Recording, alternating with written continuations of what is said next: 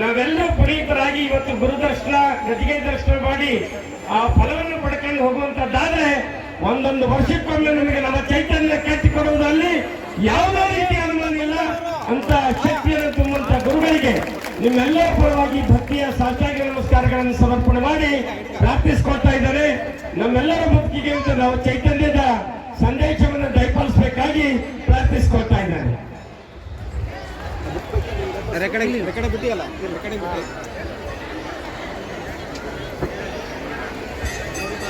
सर्व घोर मुखारविंद जनित सप्तर्षि मानो गुरु द्राक्षारामं सुभीमनाथ मुखथ संभूय शितांचल श्री सिंहासनमारचय वसतिं चक्रे च तत्रैव यः एको राम गुरु संपूर्ण करुण कुर्यात् सदा मंगलम कंठे यस्य विराजते हि गरलम गंगाजलम मस्तके वामांगे गिरिराज राजतनया जाया भवानी स्थिता नंदी स्कंद गणाधिनाथ सहित श्री केदारनाथ प्रभु केदारांचल संस्थितो हि सततम कुर्यात् सदा मंगलम. ಪ್ರಥಮದಲ್ಲಿ ಮೂಲ ಆಚಾರ್ಯ ಪರಂಪರೆಯನ್ನ ಎಮ್ಮಯ ಹೃನ್ಮಂದಿರದಲ್ಲಿ ಸ್ಮರಿಸಿಕೊಂಡು ಪಂಚ ಕೇದಾರೇಶ್ವರರನ್ನು ಪ್ರಾರ್ಥನೆಗೈಯುತ್ತ ತಪೋಕ್ಷೇತ್ರ ಕಣ್ವಕುಪ್ಪೆ ಗವಿಮಠದ ಗುರು ಪರಂಪರೆಗೆ ಅನಂತಾನಂತ ದಂಡವತ್ ಪ್ರಣಾಮಗಳನ್ನ ಸಮರ್ಪಣೆ ಮಾಡುತ್ತಾ ಪ್ರತಿ ವರ್ಷದ ಪದ್ಧತಿಯಂತೆ ದಾವಣಗೆರೆ ಜಿಲ್ಲಾ ಜಗಳೂರು ತಾಲೂಕ್ ತಪೋಕ್ಷೇತ್ರ ಕಣ್ವಕುಪ್ಪೆ ಗವಿಮಠದ ಶ್ರೀ ಗುರು ಶಾಂತಲಿಂಗೇಶ್ವರ ಮಹಾಸ್ವಾಮಿಯ ರಥೋತ್ಸವ ಕಾರ್ಯಕ್ರಮ ನಿಮಿತ್ತವಾಗಿ ವಿವಿಧ ಪೂಜಾ ಕೈಂಕರ್ಯಗಳು, ಧಾರ್ಮಿಕ ಕಾರ್ಯಗಳು, ಅನ್ನ ದಾಸೋಹಾದಿ ಪುಣ್ಯ ಕಾರ್ಯಗಳು ಇಲ್ಲಿ ಪರ್ಯಂತರವಾಗಿ ಸಾಂಗಮಂಗಲವಾಗಿ ಸಾಗಿಕೊಂಡು ಬಂದಿದ್ದಾವೆ. ಇನ್ನು ಕೆಲವೇ ನಿಮಿಷಗಳಲ್ಲಿ ರಥೋತ್ಸವವು ಕೂಡ ಪ್ರಾರಂಭವಾಗಲಿದೆ. ಈ ಒಂದು ಅತ್ಯದ್ಭುತವಾದಂತಹ ಕಾರ್ಯಕ್ರಮದಲ್ಲಿ ಪಾಲ್ಗೊಂಡು ಕ್ಷೇತ್ರದ ಕರ್ತೃವಿನ, ಗುರುವಿನ, ಭಗವಂತನ ಅನುಗ್ರಹ, ಆಶೀರ್ವಾದ, ಅಂತಃಕರಣ, ಕೃಪಾಕಾರುಣ್ಯ, ಕೃಪಾ ದೃಷ್ಟಿ, ಕೃಪಾನುಗ್ರಹಕ್ಕೆ ಕಾರಣೀಭೂತರಾದಂಥ ಸಮಸ್ತ ಭಕ್ತ ಮುಮುಕ್ಷುಗಳೇ, ಅನೇಕ ಪ್ರಕಾರ ಸೇವೆಯನ್ನು ಸಲ್ಲಿಸಿದಂತ, ತನು ಮನ ಧನ ಸೇವೆಯನ್ನು ಸಲ್ಲಿಸಿದಂತ ಎಲ್ಲ ಸೇವಾರ್ಥಿಗಳೇ, ಎಲ್ಲ ಗಣ್ಯಮಾನ್ಯ ವ್ಯಕ್ತಿಗಳೇ, ಮಾತೆಯರೇ, ಮುದ್ದು ಮಕ್ಕಳೇ, ಪ್ರಾಯಶಃ ಭಗವಂತನ ಸೃಷ್ಟಿಯಲ್ಲಿರುವಂತ ಅನೇಕ ಪ್ರಕಾರ ಜೀವರಾಶಿಗಳು 83,99,999 ಜೀವರಾಶಿಗಳು, ಅದರಲ್ಲಿ ಶ್ರೇಷ್ಠವಾದಂತ ಸ್ಥಾನವನ್ನ ಮಾನವನಿಗೆ ಕೊಟ್ಟಿದ್ದಾನೆ. ಪ್ರತಿಯೊಬ್ಬ ಮನುಷ್ಯನ ಅಪೇಕ್ಷೆಗಳು ಅನೇಕ, ಸಾಕಷ್ಟು ಇಚ್ಛೆಗಳನ್ನ, ಅಪೇಕ್ಷೆಗಳನ್ನ, ಆಶೆ ಆಕಾಂಕ್ಷೆಗಳನ್ನ ಇಟ್ಟು ತಮ್ಮ ಕಾರ್ಯವನ್ನು ನಿರ್ವಹಣೆ ಮಾಡ್ತಾ ಇರ್ತಾರೆ. ಪ್ರಾಯಶಃ ಮನುಷ್ಯ ಮಾಡಿದ ಸಂಕಲ್ಪ, ಮನುಷ್ಯ ಪಟ್ಟಂತ ಇಚ್ಛೆ, ಅವನ ಅಪೇಕ್ಷೆಗಳು ಏನಾದ್ರೂ ಪೂರ್ಣವಾಗಬೇಕು ಅಂತ ಕೇಳಿದ್ರೆ ಪ್ರಮುಖವಾಗಿ 3 ಅವಸ್ಥೆಗಳು ನಮಗೆ ಸಹಯೋಗವನ್ನು ಕೊಡುವಂತ ಅತ್ಯವಶ್ಯಕ ಅಂತ ಹೇಳ್ತಾ ಇದ್ದಾರೆ. ಅವು ಯಾವುವು ಅಂತ ಕೇಳಿದ್ರೆ ಶರೀರ, ಮನಸ್ಸು ಮತ್ತು ಬುದ್ಧಿ. ಈ 3 ಅವಯವಗಳಿಂದ ಮನುಷ್ಯ ಏನಾದ್ರೂ ಕೂಡ ಸಾಧನೆಯನ್ನ ಮಾಡ್ಲಿಕ್ಕೆ ಸಾಧ್ಯ ಅಂತೇಳಿ. ಮನುಷ್ಯನಿಗೆ ಎಲ್ಲ ಇದೆ, ಶರೀರ ಇಲ್ಲ, ಆರೋಗ್ಯ ಇಲ್ಲ ಅಂತ ಕೇಳಿದ್ರೆ ಏನು ಕೂಡ ಸಾಧನೆ ಮಾಡ್ಲಿಕ್ಕೆ ಆಗಲ್ಲ. ಶರೀರದಲ್ಲಿ ಪಂಚ ಕರ್ಮೇಂದ್ರಿಯಗಳು, ಪಂಚ ಜ್ಞಾನೇಂದ್ರಿಯಗಳು, ಪಂಚ ತನ್ಮಾತೃಕೆಗಳು, ಆನಂತರ ಹೃದಯ, ಲಿವರ್, ಕಿಡ್ನಿ, ಅನೇಕ ಶರೀರದ ಅವಯವಗಳು ತಮ್ಮದೇ ಆಗಿರ್ತಕ್ಕಂಥ ಕೆಲಸ ಕಾರ್ಯಗಳನ್ನು ಮಾಡಿದಾಗ ಮಾತ್ರ ಮನುಷ್ಯ ಏನನ್ನಾದ್ರೂ ಸಾಧನೆ ಮಾಡಲಿಕ್ಕೆ ಸಾಧ್ಯ ಅಂತೇಳಿ. ಕಣ್ಣು ಈ ಸೃಷ್ಟಿಯನ್ನ ನೋಡ್ತದೆ, ಬುದ್ಧಿಗೆ ಎಲ್ಲವನ್ನ ತಿಳಿಸಿಕೊಡುತ್ತೆ. ಅದು ಕಣ್ಣು ಇದ್ದಾಗ ಮಾತ್ರ ಸಾಧ್ಯ. ಬಾಯಿ ಮಾತನಾಡಲಿಕ್ಕೆ ಬೇಕು, ಆಹಾರ ಪದಾರ್ಥಗಳ ಸೇವನೆ ಮಾಡಲಿಕ್ಕೆ ಬೇಕು. ಅನೇಕ ಕಾರ್ಯಗಳಿಗೆ ಬಾಯಿ ಅತ್ಯವಶ್ಯಕ. ಬಾಯಿ ಇಲ್ಲದೆ ಹೋದ್ರೆ ಆ ಕ್ರಿಯೆಗಳು ವಿಕ್ರಿಯೆಗೊಳ್ಳುತ್ತಾ ಇದ್ದಾವೆ. ಆ ನಿಟ್ಟಿನಲ್ಲಿ ಕೈ ಬರೀಲಿಕ್ಕೆ, ಕೆಲಸ ಕಾರ್ಯಗಳನ್ನು ಮಾಡಲಿಕ್ಕೆ, ಪುಣ್ಯ ಕಾರ್ಯವನ್ನು ಮಾಡಲಿಕ್ಕೆ, ಪೂಜಾ ವ್ರತಗಳನ್ನು ಮಾಡಲಿಕ್ಕೆ, ದಾನ ಧರ್ಮ ಶ್ರೇಷ್ಠವನ್ನು ಕರ್ಮವನ್ನು ಮಾಡಲಿಕ್ಕೆ ಕೈಗಳು ಅತ್ಯವಶ್ಯಕ ಅಂತೇಳಿ. ಆನಂತರ ಕಾಲುಗಳು ಒಂದು ಕಡೆಯಿಂದ ಒಂದು ಕಡೆಗೆ ಓಡಾಡಲಿಕ್ಕೆ, ಪುಣ್ಯಕ್ಷೇತ್ರ ತೀರ್ಥಕ್ಷೇತ್ರಗಳ ದರ್ಶನವನ್ನು ಮಾಡಲಿಕ್ಕೆ, ಅನೇಕ ಕಾರ್ಯಗಳ ನಿರ್ವಹಣೆ ಮಾಡಲಿಕ್ಕೆ ಕಾಲಿನ ಅವಶ್ಯಕತೆ ತುಂಬಾ ಇದೆ ಅಂತೇಳಿ. ಆನಂತರ ಕಿವಿಗಳು, ವಿಷಯಗಳನ್ನು ಕೇಳಿ ವ್ಯವಹಾರವನ್ನು ಮಾಡಲಿಕ್ಕೆ ಕಿವಿಗಳು ಬೇಕು. ಕೈ, ಕಾಲು, ಕಣ್ಣು, ಕಿವಿ, ಮೂಗು ಸುಗಂಧ ದುರ್ಗಂಧವನ್ನ ನಿರ್ವಹಣೆ ಮಾಡುವಂಥದ್ದು, ಸೂಸುವಂತ ಶಕ್ತಿ ಕಣ್ಣಿಗಿದೆ, ಕಿವಿಗಿದೆ, ಯಾವ ಮೂಗಿಗಿದೆ. ಆ ಮೂಗು ಇಲ್ಲದೆ ಹೋದ್ರೆ ಉಸಿರಾಟವನ್ನು ಮಾಡಲಿಕ್ಕೆ ಸಾಧ್ಯ ಇಲ್ಲ ಅಂತ ಹೇಳಿ. ಆ ಪ್ರಕಾರವಾಗಿ ಶರೀರದಲ್ಲಿ ಹೃದಯವಿಲ್ಲದೆ ಹೋದ್ರೆ ನಡೆಯಲ್ಲ. ಹೃದಯ ವ್ಯತ್ಯಾಸ ಆಯ್ತು ಅಂತ ಕೇಳಿದ್ರೆ ತುಂಬಾ ವ್ಯತ್ಯಾಸವಾಗುತ್ತೆ ಶಾರೀರಿಕವಾಗಿ. ಆನಂತರದಲ್ಲಿ ಯಾವ ಕಿಡ್ನಿ, ಲಿವರ್, ಶರೀರದ ಅಂಗಾಂಗಗಳು ಏನಾದ್ರೂ ಕುಂಠಿತಗೊಂಡು ಅಂತ ಕೇಳಿದ್ರೆ ಅಲ್ಲಿ ಯಾರು ಎತ್ತಿನ ಬಂಡಿ ತಗೊಂಬರಕತ್ತಾರೆ, ನಿಲ್ಲಿಸ್ರಿ ಪೊಲೀಸರು, ಸೈಡ್ ಕಳಿಸ್ರಿ, ವಾಪಸ್ ಕಳಿಸ್ರಿ. ಎತ್ತಿನ ಬಂಡಿ ತಗೊಂಬರ್ಬಾರ್ದಲ್ಲಿ ಜನರಲ್ಲಿ, ಅದನ್ನ ವಾಪಸ್ ಕಳಿಸ್ರಿ. ಹಿಂದಕ್ಕೆ ಪೊಲೀಸರು ಯಾರಿದ್ದೀರಿ ಅಲ್ಲಿ ಜನಕ್ಕೆ ಸಮಸ್ಯೆ ಆಗತ್ತೆ, ವಾಪಸ್ ಕಳಿಸ್ರಿ ಅದನ್ನ. ಈ ಪ್ರಕಾರ ಪ್ರತಿಯೊಂದು ಕೂಡ ಪ್ರತಿಯೊಂದು ಅಂಗಾಂಗಗಳು ತಮ್ಮ ಕಾರ್ಯವನ್ನು ನಿರ್ವಹಣೆ ಮಾಡಲಿಕ್ಕಾಗಿ ಶರೀರದ ಯಾವ ಅಂಗಾಂಗಗಳು ಅತ್ಯವಶ್ಯಕ ಅನ್ನುವಂಥದ್ದು. ಅದಕ್ಕಾಗಿ ಏನಾದ್ರೂ ಮನುಷ್ಯ ಸಾಧನೆ ಮಾಡಬೇಕು ಅಂತ ಕೇಳಿದ್ರೆ ಶರೀರ ಬೇಕು. ಹಾಗಿದ್ರೆ ಶರೀರ ಇದೆ ಮನುಷ್ಯನಲ್ಲಿ, ಶರೀರ ಇದೆ, ಬುದ್ಧಿ ಇಲ್ಲ. ಬುದ್ಧಿ ಇಲ್ಲದೆ ಹೋದ್ರೆ ಯಾವುದು ಸರಿ, ಯಾವುದು ತಪ್ಪು, ಯಾವುದು ಧರ್ಮ, ಯಾವುದು ಅಧರ್ಮ, ಯಾವುದು ನ್ಯಾಯ, ಯಾವುದು ಅನ್ಯಾಯ, ಯಾವುದು ನೀತಿ, ಯಾವುದು ಅನೀತಿ, ಪ್ರತಿಯೊಂದನ್ನು ಕೂಡ ತಿಳುವಳಿಕೆಯನ್ನು ಕೊಡುವಂಥದ್ದು ಯಾವುದು ಅಂತ ಕೇಳಿದ್ರೆ ಬುದ್ಧಿ. ಓದಲಿಕ್ಕೆ, ಬರೆಯಲಿಕ್ಕೆ, ಏನಾದ್ರೂ ಕೆಲಸ ಕಾರ್ಯಗಳನ್ನು ನಿರ್ವಹಣೆ ಮಾಡಲಿಕ್ಕೆ, ಸರಿ ತಪ್ಪುಗಳನ್ನು ತಿಳಿಸ್ಲಿಕ್ಕೆ ಬುದ್ಧಿ ಅತ್ಯವಶ್ಯಕ ಅಂತೇಳಿ.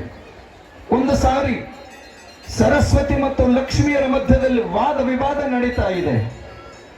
ಲಕ್ಷ್ಮಿ ಹೇಳ್ತಾ ಇದ್ದಾಳೆ, ನಾನು ಸರ್ವಶ್ರೇಷ್ಠ, ಜಗತ್ತಿನ ಸರ್ವರಿಗೂ ಕೂಡ ಸಂಪತ್ತಿಯನ್ನು ಕೊಡುವಂತವಳು ನಾನು, ಅದಕ್ಕಾಗಿ ಅಹಮೇವ ಜ್ಯೇಷ್ಠ, ಅಹಮೇವ ಶ್ರೇಷ್ಠ, ನಾನೇ ಎಲ್ಲದಕ್ಕೂ ಕೂಡ ಅಧಿಕ ಅಂತ ಹೇಳಿ ಯಾವ ಲಕ್ಷ್ಮಿ ಹೇಳ್ತಾ ಇದ್ದಾಳೆ. ಸರಸ್ವತಿ ಹೇಳ್ತಾ ಇದ್ದಾಳೆ, ನಾನಿಲ್ಲದೆ ಹೋದ್ರೆ ನಿನ್ನ ಯಾವ ಕೆಲಸ ಕಾರ್ಯಗಳು ಕೂಡ ನಡೆಯಲಿಕ್ಕೆ ಸಾಧ್ಯವಿಲ್ಲ ಅಂತ ಹೇಳಿ. ಈ ಪ್ರಕಾರ ವಾದ ವಿವಾದಗಳು ನಡೀತು. ಅವಾಗ ಏನಂದ್ರೆ ಯಾರು ಸಾಮರ್ಥ್ಯವಂತರು ಅಂತ ತಿಳಿಲಿಕ್ಕೆ ಪ್ರಯೋಗವನ್ನ ಪ್ರಾರಂಭ ಮಾಡಿದ್ರು. ಲಕ್ಷ್ಮಿ ಏನು ಮಾಡಿದ್ಲು ಅಂತ ಕೇಳಿದ್ರೆ ಬಂಗಾರ, ಬೆಳ್ಳಿ, ವಜ್ರ, ವೈಡೂರ್ಯ ಎಲ್ಲ ಸಂಪತ್ತನ್ನ ಸುರಿಸ್ತಾ ಹೊರಟು. ಅವಾಗ ಮನುಷ್ಯರು ಅದನ್ನ ನನಗೆ ಬೇಕು, ನಿನಗೆ ಬೇಕು ಅಂತ ಇಲ್ಲ, ಅದನ್ನೆಲ್ಲ ಆರಿಸ್ಕೊತಾ ಹೋದ್ರು. ಅವಾಗ ಸರಸ್ವತಿಗೆ ಲಕ್ಷ್ಮಿ ಹೇಳ್ತಾ ಇದ್ದಾಳೆ, ನೋಡು ನನ್ನ ಶಕ್ತಿನ ಅಂತ ಹೇಳಿ. ಅವಾಗ ಸರಸ್ವತಿ ಹೇಳಿದ್ರು, ನನ್ನ ಶಕ್ತಿ ಈಗ ತೋರಿಸ್ತೇನೆ ನೋಡು ಅಂತ ಸರಸ್ವತಿ ತೋರಿಸಿದ್ಲು. ತನ್ನ ಬುದ್ಧಿ ಅಂಶವನ್ನ ಸರಸ್ವತಿ ತಗೊಂಡ್ಬಿಟ್ಲು. ತಗೊಂಡ ತಕ್ಷಣ ಕೈ ಒಳಗೆ ಹಿಡಿದಂತ ಬಂಗಾರ, ಒಡವೆ, ವಸ್ತ್ರ ಎಲ್ಲವನ್ನು ಕೂಡ ಮನುಷ್ಯ ಕೆಳಗೆ ಹಾಕಿದ. ಆ ಒಡವೆಗಳನ್ನ ತುಳ್ಕೋತ ಹೊರಟ. ಅವಾಗ ಹೇಳಿದ್ಲು ಸರಸ್ವತಿ, ಯಾರು ಸಮರ್ಥರು ಅಂತ ಹೇಳಿ. ಅವಾಗ ಲಕ್ಷ್ಮಿ ಒಪ್ಕೊಂಡ್ಲು, ನೀನೇ ಸಾಮರ್ಥ್ಯವಂತೆ. ಉದಾಹರಣೆಗೆ ಸಣ್ಣ ಮಕ್ಕಳು ಇರ್ತವೆ, 1-1.5 ವರ್ಷದ ಮಕ್ಕಳು. ಆ ಮಕ್ಕಳಿಗೆ ನೀವು ಕೊಟ್ಟು ಬಂಗಾರ ಬೆಳ್ಳಿ ಅವು ತಗೊಂಡು ಏನ್ ಮಾಡ್ತವೆ? ಅವು ತಗೊಂಡು ಒಗೆದು ಬಿಡ್ತವೆ. ನೀವೇನಾದ್ರೂ ದೊಡ್ಡ ಕಿಮ್ಮತ್ತಿನ ಗಾಡಿ ಐತಿ ಅಂತ ಚಾವಿ ಕೊಟ್ಟರು ಒಗಿತಾವೆ, ಒಂದು ಚಾಕ್ಲೇಟ್ ಕೊಟ್ಟರು ತಿಂತಾವೆ. ಅಂದ್ರೆ ಏನು ಅಂತ ಕೇಳಿದ್ರೆ ಆ ಮಕ್ಕಳಲ್ಲಿ ಪ್ರಾಣಗಿದೆ, ಜ್ಞಾನಗಿಲ್ಲ. ಅದಕ್ಕಾಗಿ ಬುದ್ಧಿ ಪ್ರತಿಯೊಬ್ಬರಿಗೂ ಕೂಡ ಅತ್ಯವಶ್ಯಕ ಅಂತೇಳಿ ಆ ಬುದ್ಧಿ ಮತ್ತದಿಂದ ಸತ್ಯ ಅಸತ್ಯವನ್ನ, ಧರ್ಮ ಅಧರ್ಮವನ್ನ ನಿರ್ಣಯ ಮಾಡಲಿಕ್ಕೆ ಸಾಧ್ಯವಾಗತ್ತೆ ಅಂತೇಳಿ. ಶರೀರ ಚೆನ್ನಾಗಿದೆ, ಬುದ್ಧಿ ಚೆನ್ನಾಗಿದೆ, ಆದ್ರೆ ಮನಸ್ಸು ಚೆನ್ನಾಗಿಲ್ಲ. ಮನಸ್ಸು ಬೇಕಲ್ಲ, ಮನಸ್ಸು ಪವಿತ್ರವಾದ ಮನಸ್ಸು ಬೇಕು. ಯಾವುದು ಸರಿ ಯಾವುದು ತಪ್ಪು ಅಂತ ತಿಳುವಳಿಕೆ ಕೊಡುವಂಥದ್ದು ಯಾವುದು? ಮನಸ್ಸು. ಯಾವ ತ್ರೇತಾಯುಗದಲ್ಲಿ ರಾವಣಾಸುರನಿಗೆ ಬುದ್ಧಿ ಇತ್ತು, ಶಕ್ತಿ ಇತ್ತು, ಸಂಪತ್ತಿ ಇತ್ತು, ಎಲ್ಲ ಇತ್ತು, ಚತುರ್ವೇದಿ ಅಂತ ಅವನಿಗೆ ಸಮಾನವಾದ ಜ್ಞಾನಿ ಯಾರು ಇರಲಿಲ್ಲ, ಅಷ್ಟು ಬುದ್ಧಿವಂತ ಇದ್ದ. ಆದ್ರೆ ಮನಸ್ಸು ಪವಿತ್ರವಾಗಿರ್ಲಿಲ್ಲ. ಅದಕ್ಕಾಗಿ ಸೀತಾಪಹರಣ, ಅನೇಕ ಅನ್ಯಾಯ, ಅದರಿಂದ ಅವನ ದುರ್ಮರಣ. ದ್ವಾಪರ ಯುಗದಲ್ಲಿ ಶಕುನಿ ಕೃಷ್ಣ ಪರಮಾತ್ಮ ಒಂದು ಸರಿ ಹೇಳ್ತಾನೆ, ಏನು ಶಕುನಿ ಅಂತ ಬುದ್ಧಿವಂತರು ಇರ್ಲಿಕ್ಕೆ ಸಾಧ್ಯನೇ ಇಲ್ಲ ಅಂತ ಹೇಳಿ ಬಹಳ ಸ್ಪಷ್ಟವಾಗಿ ಹೇಳ್ತಾ ಇದ್ದಾನೆ. ಆದ್ರೆ ಅವನ ಬುದ್ಧಿ ಇತ್ತು ಸರಿ, ಆ ಬುದ್ಧಿ ಒಳ್ಳೆದಕ್ಕಾಗಿರ್ಲಿಲ್ಲ, ಮನಸ್ಸು ಒಳ್ಳೆದಕ್ಕಾಗಿ ಬಳಸಲಿಲ್ಲ. ಏನಂತ ಕೇಳಿದ್ರೆ ಆ ಮನಸ್ಸು ವಿಕೃತವಾದ ಕಾರ್ಯವನ್ನ ಮಾಡಿ ಅವನು ಅಕಾಲ ಮೃತ್ಯುವನ್ನು ಹೊಂದುತ್ತಾನೆ. ದುರ್ಯೋಧನ ಶಕುನಿ ಹೇಳಿದಂತೆ ಕೇಳಿ ಪಾಪ ಕೃತ್ಯವನ್ನ ಮಾಡಿ ಅವನು ಕೂಡ ರಸ್ತೆ ಹೆಣವಾಗಿ ಸತ್ತು ಹೋಗ್ತಾನೆ. ದುಶಾಸನ ದುರ್ಯೋಧನನ ಆದೇಶವನ್ನ ಪರಿಪಾಲನೆ ಮಾಡಿ ಅವನು ಕೂಡ ಶರೀರದ ರಕ್ತವನ್ನ ಭೀಮನೆ ಕುಡಿಲಿಕ್ಕೆ ಕಾರಣಭೂತನಾಗ್ತಾ ಇದ್ದಾನೆ. ಅಂದ್ರೆ ಅದೇ ಮನಸ್ಸು ಯಾವ ಸತ್ಯ ಹರಿಶ್ಚಂದ್ರನಿಗಿತ್ತು, ಯಾವ ಕರ್ಣನಿಗಿತ್ತು, ಧರ್ಮರಾಯನಿಗಿತ್ತು, ಪಂಚ ಪಾಂಡವರಿಗಿತ್ತು, ಕೃಷ್ಣ ಪರಮಾತ್ಮನಿಗಿತ್ತು. ಸಾಕಷ್ಟು ಜನ ಶರಣ ಸಂತ ಮಹಂತ ದಾರ್ಶನಿಕರು ತಮ್ಮ ಮನಸ್ಸಿನಿಂದ ಪವಿತ್ರಗೊಂಡಿದ್ದಾರೆ, ಪವಿತ್ರಗೊಳಿಸಿದ್ದಾರೆ. ಅದಕ್ಕಾಗಿ ಈ ಮನುಷ್ಯನ ಸಾಧನೆಯ ಅಂಗಗಳು ಯಾವುವು ಅಂತ ಕೇಳಿದ್ರೆ ಇವು 3. ಯಾವುವು? ಜೋರ್ ಹೇಳ್ರಿ, ಯಾವುವು? ಶರೀರ, ಬುದ್ಧಿ ಮತ್ತು ಮನಸ್ಸು. ಇವು ಬಹಳ ಮುಖ್ಯ ಅಂತೇಳಿ. ಇವು ಚೆನ್ನಾಗಿದ್ವು ಅಂತ ಕೇಳಿದ್ರೆ ಮನುಷ್ಯ ತನ್ನ ಕಾರ್ಯವನ್ನ, ಏನಾದ್ರೂ ಮಾಡಿದ ಸಂಕಲ್ಪವನ್ನ, ಕೆಲಸವನ್ನ, ಕಾರ್ಯವನ್ನ ನಿರ್ವಹಣೆ ಮಾಡಲಿಕ್ಕೆ ಸಾಧ್ಯವಾಗ್ತದೆ ಅಂತಕ್ಕಂಥ ಮಾತನ್ನ ಈ ಸಂದರ್ಭದಲ್ಲಿ ತಮ್ಮ ಗಮನಕ್ಕೆ ತರ್ತಾ, ಒಂದು ಸಂದರ್ಭದಲ್ಲಿ ಒಬ್ಬ ಮಠಾಧೀಶರ 25ನೇ ವರ್ಷದ ವರ್ಧಂತಿ ಮಹೋತ್ಸವ, ಪಟ್ಟಾಧಿಕಾರ ವರ್ಧಂತಿ ಮಹೋತ್ಸವ ಬಹಳ ದೊಡ್ಡ ಪ್ರಮಾಣದಲ್ಲಿ ನಡೆಯಿತು. ಬೆಳ್ಳಿ ಮಹೋತ್ಸವ ನಡೆದಿತ್ತು. ಆ ಸಮಯದಲ್ಲಿ ಸಾಕಷ್ಟು ಜನ ಗಣ್ಯರು, ಅಭಿಮಾನಿಗಳು, ಆತ್ಮೀಯರು ಎಲ್ಲ ಬಂದು ಅವರೆಲ್ಲ ಕೇಳ್ತಾರೆ, ಅವರೆಲ್ಲ ಅಭಿನಂದನೆಗಳು ಹೇಳ್ತಾರೆ. 25 ವರ್ಷಗಳ ಪರ್ಯಂತರವಾಗಿ ನೀವು ಮಠವನ್ನ ಬಹಳ ವ್ಯವಸ್ಥಿತವಾಗಿ ನಡೆಸ್ಕೊಂಡು ಹೋದ್ರಿ, ನಿಮಗೆ ಧನ್ಯವಾದಗಳು, ಕೃತಜ್ಞತೆಗಳು ಅನ್ನುವಂತ ಸಾಕಷ್ಟು ಅಭಿನಂದನೆಗಳನ್ನು ಹೇಳ್ತಾರೆ. ಅದಕ್ಕೆ ಪ್ರತಿಯಾಗಿ ಆ ಪೂಜ್ಯರು ಹೇಳಿದ್ರು, ನೀವು ನನಗೆ ಧನ್ಯವಾದ ಹೇಳೋದಕ್ಕಿಂತ ನಾವೇ ನಿಮ್ಮೆಲ್ಲರಿಗೂ ಧನ್ಯವಾದವನ್ನು ಹೇಳ್ತಾ ಇದ್ದೇವೆ ಅನ್ನೋ ಮಾತನ್ನು ಅವರು ಸ್ಪಷ್ಟವಾಗಿ ಹೇಳಿದ್ರು. ಯಾಕೆ ಹೇಳಿದ್ರು ಅಂತ ಕೇಳಿದ್ರು, ಅವ್ರು ಕೇಳಿದ್ರು, ಪಟ್ಟಾಧಿಕಾರ ವರ್ಧಂತಿ ಮಹೋತ್ಸವ ನಿಮ್ಮದು, ನಾವೆಲ್ಲ ನಿಮಗೆ ಧನ್ಯವಾದ ಹೇಳೋದ್ರಲ್ಲಿ ಸರಿ ಇದೆ, ಆದ್ರೆ ನೀವೇ ನಮಗೆ ಧನ್ಯವಾದವನ್ನು ಹೇಳಲಿಕ್ಕೆ ಏನು ಕಾರಣ ಅಂತೇಳಿ ಆ ಪೂಜ್ಯರು ಹೇಳಿದ್ರು, 25 ವರ್ಷಗಳ ಕಾಲ ನಾವು ಈ ಮಠದಲ್ಲಿ ಸುರಕ್ಷಿತವಾಗಿರ್ಲಿಕ್ಕೆ ಬಿಟ್ರಲ್ಲ ಅದೇ ದೊಡ್ಡ ಸಂಪತ್ತಿ, ಅದಕ್ಕೆ ನಾನು ನಿಮಗೆ ಧನ್ಯವಾದವನ್ನು ಹೇಳ್ತೇನೆ ಅಂತಕ್ಕಂಥ ಮಾತನ್ನ ಆ ಪರಮ ಪೂಜ್ಯರು ಹೇಳಿದ್ರು ಅಂತಕ್ಕಂಥ ಇತಿಹಾಸ ಬರ್ತಾ ಇದೆ. ಇದಕ್ಕೆ ಕಾರಣ ಏನು ಅಂತ ಕೇಳಿದ್ರೆ, ಗುರು ಅಂತ ಕೇಳಿದ್ರೆ ತಾಯಿ ಮತ್ತು ತಂದೆ ಗುರು, ಇವರು ಜೀವಾತ್ಮನ ಜೀವನದ ಆಧಾರ ಸ್ತಂಭಗಳು.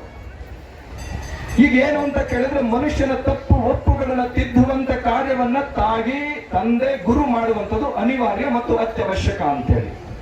ಪ್ರಾಯಶಃ ಪ್ರತಿಯೊಬ್ಬ ತಾಯಿಯೂ ಕೂಡ ತನ್ನ ಮಗನಿಗೆ, ತನ್ನ ಮಕ್ಕಳ ರಕ್ಷಣೆಗಾಗಿ ನವಮಾಸಗಳು ತನ್ನ ಗರ್ಭದಲ್ಲಿ ಹೊತ್ತು ಪ್ರತಿದಿನ ಪ್ರತಿ ಕ್ಷಣ ಅನೇಕ ಸಮಸ್ಯೆಗಳನ್ನ, ದುಃಖವನ್ನ, ತಾಪವನ್ನ, ನೋವನ್ನು ಅನುಭವಿಸ್ತಾ ಇದ್ದಾಳೆ. ಆನಂತರ ಆ ತಾಯಿಯ ಮಗುವಿಗೆ ಜನ್ಮವನ್ನು ಕೊಡುವಾಗ ಪುನರ್ಜನ್ಮ ಆಗತ್ತೆ. ಹೆರಿಗೆ ಸಮಯದಲ್ಲಿ ಎಷ್ಟೋ ತಾಯಂದ್ರು ಪ್ರಾಣ ತ್ಯಾಗ ಮಾಡ್ತಾರೆ. ಇನ್ನೆಷ್ಟೋ ಜನ ತಾಯಂದ್ರು ಸತ್ತು ಬದುಕ್ತಾರೆ. ಇನ್ನೆಷ್ಟೋ ಜನ ತಾಯಂದ್ರು ಮಕ್ಕಳಿಗಾಗಿ ಏನೆಲ್ಲ ಕಷ್ಟವನ್ನು ಪಡುವಂತದನ್ನು ನಾವೆಲ್ಲ ಇತಿಹಾಸದಲ್ಲಿ ಕಂಡಿದ್ದೇವೆ. ಪ್ರಾಯಶಃ ಕೆಲವು ತಾಯಂದ್ರಿಗೆ ಅವರು 2 ತಿಂಗಳು 3 ತಿಂಗಳು ಆತಂದ್ರೆ ಡಾಕ್ಟರ್ ಬೆಡ್ ರೆಸ್ಟ್ ಹೇಳ್ಬಿಡ್ತಾರೆ ಅವ್ರಿಗೆ. ನೀವು ಇಲ್ಲಿಂದ ನೀವು ಬೆಡ್ ಮೇಲೆ ಇರಬೇಕು. 7-8 ತಿಂಗಳು ಬೆಡ್ ಮೇಲೆ ಇದ್ದು ಎಲ್ಲ ನೋವನ್ನು ಅನುಭವಿಸಿ ಆ ಮಗುವಿಗೆ ಜನ್ಮವನ್ನು ಕೊಡ್ತಾಳೆ ತಾಯಿ. ಜನ್ಮವನ್ನು ಕೊಟ್ಟಂತ ತಾಯಿ ತನ್ನ ರಕ್ತವನ್ನ ಬಸಿದು ಎದೆ ಹಾಲಾಗಿ ಮಾಡಿ ಆ ಮಗುವಿಗೆ ಕುಡಿಸ್ತಾ ಇದ್ದಾಳೆ. ಅಷ್ಟೇ ಅಲ್ಲ, ಇಡೀ ರಾತ್ರಿ ಮಗು ಅಳುತ್ತಾ ಇರ್ತದೆ. ತನ್ನ ತೊಡೆಯ ಮೇಲೆ ಹಾಕಿ ತಟ್ಟಿ ತಟ್ಟಿ ತಟ್ಟಿ ಸಮಾಧಾನ ಮಾಡಿ ಆ ಮಗುವನ್ನು ಮಲಗಿಸಿ ತಾನು ಮಲಗ್ತಾಳೆ. ಅಷ್ಟೇ ಅಲ್ಲ, ಏನಾದ್ರೂ ಆರೋಗ್ಯ ವ್ಯತ್ಯಾಸ ಆಯಿತು ಅಂತ ಕೇಳಿದ್ರೆ ಆ ಸಮಯದಲ್ಲಿ ತಾಯಿ ಊಟ ಮಾಡಲ್ಲ, ನಿದ್ರೆ ಮಾಡಲ್ಲ, ಎಲ್ಲ ಸಂಕಷ್ಟವನ್ನು ಅನುಭವಿಸಿ ಆ ಮಗುವಿಗೆ ಆರೋಗ್ಯ ಸರಿ ಹೋಗೋ ತನಕ ದುಃಖವನ್ನು ಪಡ್ತಾಳೆ. ಇನ್ನು ಕೆಲವು ತಾಯಂದ್ರು ಮಕ್ಕಳು ಆಗಿಲ್ಲ ಅನ್ನೋ ಕಾರಣಕ್ಕಾಗಿ ಪ್ರತಿದಿನ ಪ್ರತಿ ಕ್ಷಣ ಕೊರಗುವಂತವರು ಇರ್ತಾರೆ. ಅಂದ್ರೆ ತನ್ನ ಮಗುವಿನ ರಕ್ಷಣೆಗಾಗಿ ತಾಯಿ ಇಷ್ಟು ಕಷ್ಟವನ್ನು ಪಡುವಂಥದ್ದು. ಅಷ್ಟೇ ಅಲ್ಲ, ಎಷ್ಟೋ ಜನ ತಾಯಂದ್ರು ಬಡ ಪರಿವಾರ ಇರುತ್ತೆ, ಅವರು ಮನೆ ಖರ್ಚಿಗಿರುವಂತ ಹಣದಲ್ಲಿ 1 ರೂಪಾಯಿ 100 ರೂಪಾಯಿ ಕೂಡ್ಸಿ ಇಟ್ಟು ಅದರಲ್ಲಿ ಒಂದಷ್ಟು ಒಡವೆಗಳನ್ನ ಮಾಡಿಸಿಡ್ತಿರ್ತಾರೆ. ಯಾರಾದ್ರೂ ಯಾಕೆ ಇದನ್ನ ಮಾಡಿಸ್ತೀರಿ ಅಂದ್ರೆ, ನಮ್ಮ ಮಗಳು ದೊಡ್ಡ ಮುಂದೆ ಮದುವೆ ಸಮಯದಲ್ಲಿ ನಮ್ಮ ಮಗಳಿಗೆ ಅನುಕೂಲವಾಗಲಿ ಅಂತ ಇದೆಲ್ಲವನ್ನು ಮಾಡಿಸ್ತಿದ್ದೇನೆ ಅಂತೇಳಿ ಇಷ್ಟು ತ್ಯಾಗ ಮೂರ್ತಿ ತಾಯಿ.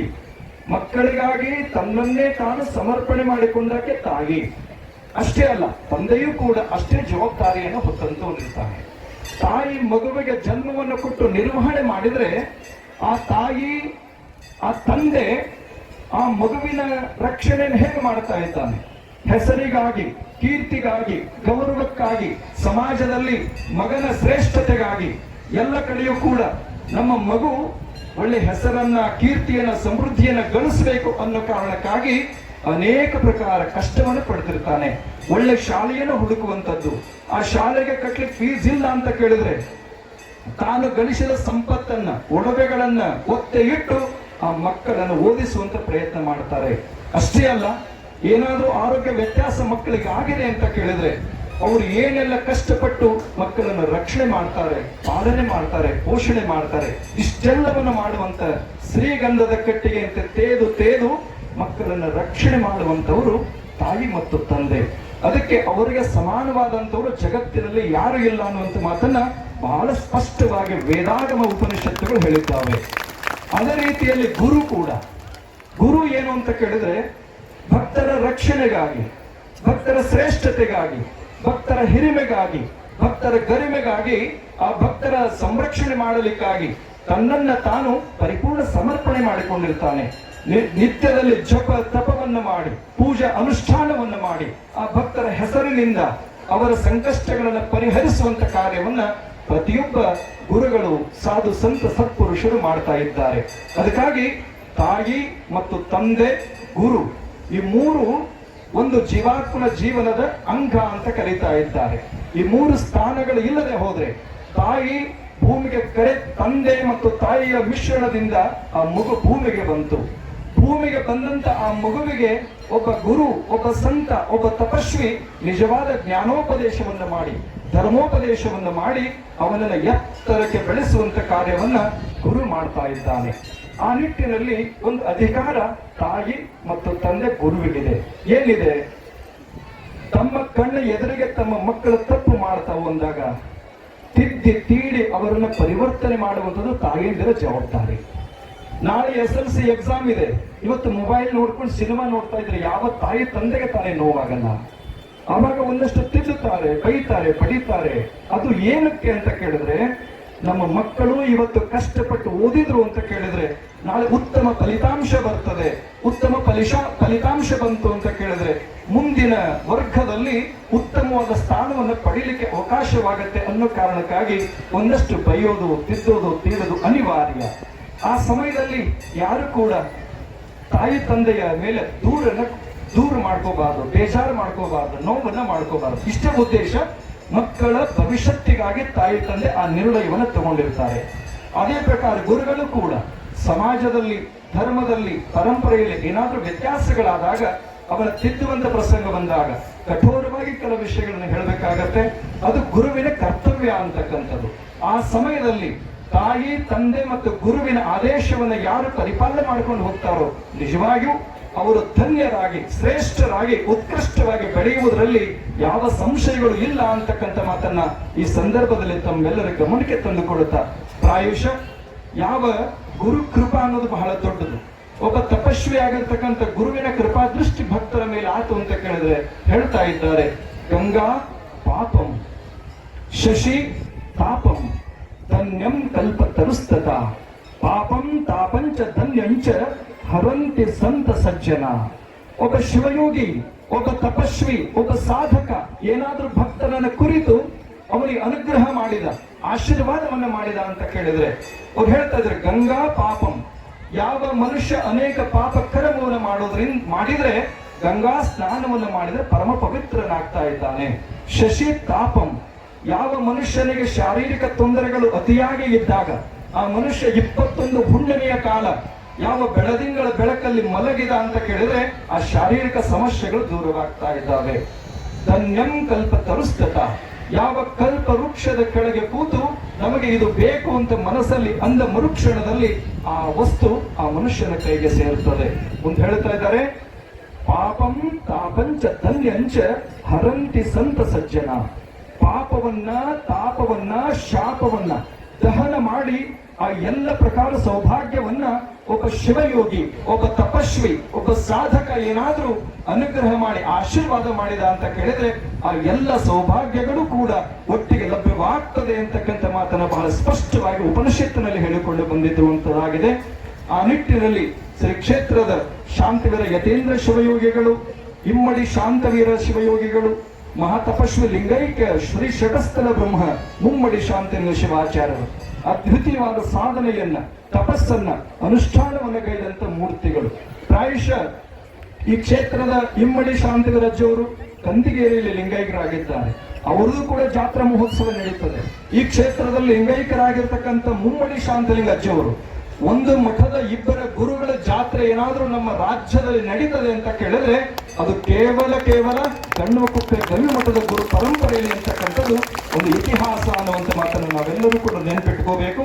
ಆ ನಿಟ್ಟಿನಲ್ಲಿ ತಾವೆಲ್ಲರೂ ಕೂಡ ಧರ್ಮಯುಕ್ತವಾದಂಥ ಬದುಕನ್ನು ನಡೆಸುವಂತವರಾಗ್ಲಿ ಇರ್ತಕ್ಕಂಥ ಸಲಹೆಗಳನ್ನು ಕೊಡ್ತಾ ಈ ಕಾರ್ಯಕ್ರಮದಲ್ಲಿ ಅನೇಕ ಪ್ರಕಾರ ಸೇವೆಯನ್ನ ಸಲ್ಲಿಸಿದ್ದಾರೆ.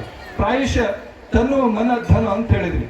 ಕೆಲವರು ಎಲ್ಲ ಕಡೆ ಪ್ರಚಾರವನ್ನು ಮಾಡಿ, ಮಾಹಿತಿಯನ್ನು ಕೊಟ್ಟು ಪ್ರಚಾರವನ್ನು ಮಾಡಿ ಸೇವೆಯನ್ನು ಸಲ್ಲಿಸಿದ್ದಾರೆ. ತನ್ನ ಒಂದು ಶರೀರದಿಂದ ಇಲ್ಲಿ ಬಂದು ಕಸ ಹೊಡೆದಿದ್ರಿಂದ ಹಿಡಿದು ತೊಳೆಯೋದು, ಬಳಿಯೋದು, ಪ್ರಸಾದ ನೀಡೋದು, ಎಲ್ಲ ಕೆತ್ತೋದು, ಪ್ರತಿಯೊಂದು ಕಟ್ಟಿಗೆ ತರೋದು, ಎಲ್ಲ ಪ್ರಕಾರ ಸೇವೆಯನ್ನ ಕೆಲವಷ್ಟು ಭಕ್ತರು ಮಾಡಿದ್ದಾರೆ. ಇನ್ನು ಕೆಲವು ಭಕ್ತರು ಎಲ್ಲ ಕಡೆಗೆ ಪ್ರಚಾರವನ್ನು ಮಾಡಿ ಧರ್ಮ ಪ್ರಚಾರವನ್ನು ಮಾಡಿದ್ದಾರೆ. ಇನ್ನು ಕೆಲವು ಭಕ್ತರು ದವಸ ಧಾನ್ಯಗಳು ಕೊಟ್ಟಿದ್ದಾರೆ. ಹಳ್ಳಿಗಳಿಂದ ರೊಟ್ಟಿ ಪುಡಿ ಚಟ್ನಿಗಳು ತಂದಿದ್ದಾರೆ, ಮಜ್ಜಿಗೆಯನ್ನು ತಂದಿದ್ದಾರೆ. ಅನೇಕ ಪ್ರಕಾರದ ಪ್ರಸಾದವನ್ನು ಮಾಡಲಿಕ್ಕಾಗಿ ವ್ಯವಸ್ಥೆಯನ್ನು ಕಲ್ಪಿಸಿಕೊಟ್ಟಿದ್ದಾರೆ. ಅಷ್ಟೇ ಅಲ್ಲ, ಸಾಕಷ್ಟು ಕೆಲವು ವಾದ್ಯ ಬಳಗದವರು ಕೂಡ ಇಲ್ಲಿ ಪಾಲ್ಗೊಂಡಿದ್ದಾರೆ. ಸುಮಾರು ಹೇಳಿದ್ರು 100 ಕಡೆಯಿಂದ ಬರ್ತಾರೆ. ಅವ್ರು ಬಂದ್ರು 1 ಇಂಚು ಮುಂದೆ ಹೋಗಲ್ಲ ಅವರು. ಅದಕ್ಕೆ ನಾವು ಬ್ಯಾಡ, ನೀವು ಎಲ್ಲರೂ ಹಾಗೆ ಬರ್ರಿ, ದರ್ಶನ ಮಾಡ್ರಿ ಅಂತ ಹೇಳಿರ್ತೇವೆ. ಆದ್ರೂ ಕೆಲವಷ್ಟು ಭಕ್ತರು ಪಾಲ್ಗೊಂಡಿದ್ದಾರೆ. ಅದ್ರ ಜೊತೆಯಲ್ಲಿ ನಮ್ಮ ಶಾಸ್ತ್ರಿಗಳೆಲ್ಲರೂ, ಗುರು ಶಾಸ್ತ್ರಿಗಳು ಹಾಗೂ ಎಲ್ಲ ಸಂಗಡಿಗರು ಅನೇಕ ಪ್ರಕಾರದ ಸೇವೆಯನ್ನು ಸಲ್ಲಿಸಿದ್ದಾರೆ, ವೈದಿಕ ಕಾರ್ಯವನ್ನು ನಿರ್ವಹಣೆ ಮಾಡಿದ್ದಾರೆ. ಮತ್ತು ಅವರ ಸಹೋದರ ಗಂಗಾಧರ್ ಅವರು ಅತಿ ಉತ್ತಮವಾಗಿರ್ತಕ್ಕಂಥ ಸಂಗೀತ ಸುಧೆಯನ್ನ ತಮ್ಮೆಲ್ಲರಿಗೂ ಉಣಬಡಿಸಿದ್ದಾರೆ. ಸಾಕಷ್ಟು ಜನ ಅನೇಕ ಸೇವೆಯನ್ನು ಸಲ್ಲಿಸಿದ್ದಾರೆ. ಅದರ ಜೊತೆಯಲ್ಲಿ ವಿಶೇಷ ಅಂತ ಕೇಳಿದ್ರೆ, ಇವತ್ತು ಪ್ರತಿ ವರ್ಷವೂ ಕೂಡ ಈ ಕ್ಷೇತ್ರದ ವಿಶೇಷತೆ, ಕೇದಾರನಾಥನ ಪ್ರಧಾನ ಅರ್ಚಕರು ಯಾರಾದರೂ ಒಬ್ರು ಬಂದಿದ್ದೇ ಇರ್ತಾರೆ. ಪ್ರತಿ ವರ್ಷ ವಾಗೀಶ್ಲಿಂಗರಾಗ್ಬೋದು ಅಥವಾ ಈ ಸಾರಿ ನಮ್ಮ ಗಂಗಾಧರ ಲಿಂಗ ಅವರು, ಈ ಸಾರಿ ದ್ವಿತೀಯ ಕೇದಾರ ಮತ್ತೆ ಮಹೇಶ್ವರನ ಅನುಷ್ಠಾನ ನಾವೇನು ಮಾಡಿದ್ವಿ, ಆ ಕ್ಷೇತ್ರದ ಎಲ್ಲ ಸೇವೆಯನ್ನು ಪೂರ್ಣಗೊಳಿಸಿ ಈಗ ಮುಂದೆ ತಾನೇ ಇಲ್ಲಿ ಕರ್ನಾಟಕಕ್ಕೆ ಬಂದು ಇವತ್ತು ಅವರು ಕೂಡ ಇಲ್ಲಿ ಪಾಲ್ಗೊಂಡಿದ್ದಾರೆ. ಗಂಗಾಧರ ಲಿಂಗ ಅವರು ಅಲ್ಲಿ ಹಿಮಾಲಯದಲ್ಲಿ ಇಷ್ಟು ಕಠಿಣವಾಗಿರ್ತಕ್ಕಂಥ ಸ್ಥಿತಿ ಇರುತ್ತೆ. ಎಲ್ಲ ನಮ್ಮ ರಾಜೇಶ್ ಅವರು ಅದ್ಭುತವಾಗಿ ಹೇಳ್ತಾ ಇದ್ರು. ಏನು ಅಂತ ಕೇಳಿದ್ರೆ, ಅವರು ಬಂದು ಅನುಭವಿಸಿದ್ದಾರೆ, ಅಲ್ಲಿ ಪರಿಸ್ಥಿತಿಯನ್ನು ನೋಡಿದ್ದಾರೆ. ಸಾಕಷ್ಟು ಜನ ಬಂದಿದ್ದೀರಿ, ಆದರೂ ತುಂಬಾ ಚಳಿ ಇರೋ ಸಮಯದಲ್ಲಿ ಬಂದಿದ್ರು. ಅವಾಗ ನೋಡಿ ಅವ್ರಲ್ಲಿ ಪರಿಸ್ಥಿತಿ ಏನು ಅಂತ ಅವ್ರಿಗೆ ಅರ್ಥ ಆಗಿದೆ. ಅದನ್ನ ವಿಶ್ಲೇಷಣೆ ತಮಗೆ ಮಾಡ್ತಾ ಇದ್ರು.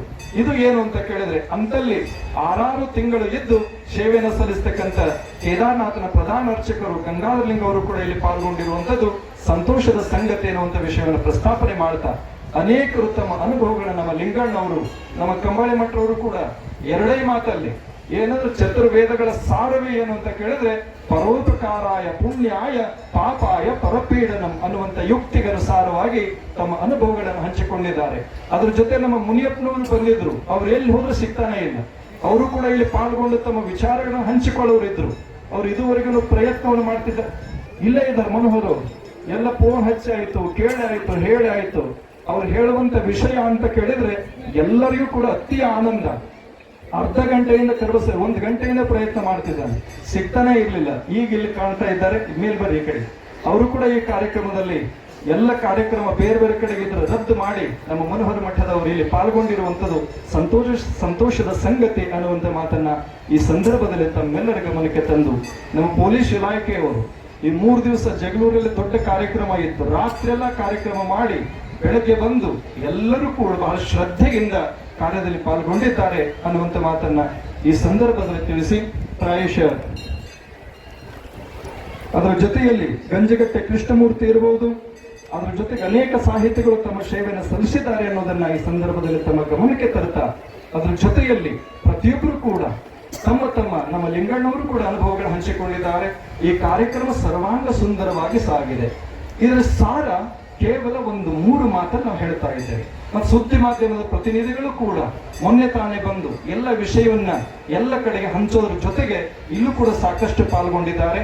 ಅವ್ರು ಯಾವಾಗಲೂ ಕೂಡ ಮಠದ ಆಪ್ತರಾಗಿ ತಮ್ಮ ಕಾರ್ಯ ನಿರ್ವಹಣೆ ಮಾಡ್ತಾ ಇರುವಂತಹ ಸಂತೋಷದ ಸಂಗತಿ. 3 ಮಾತುಗಳು.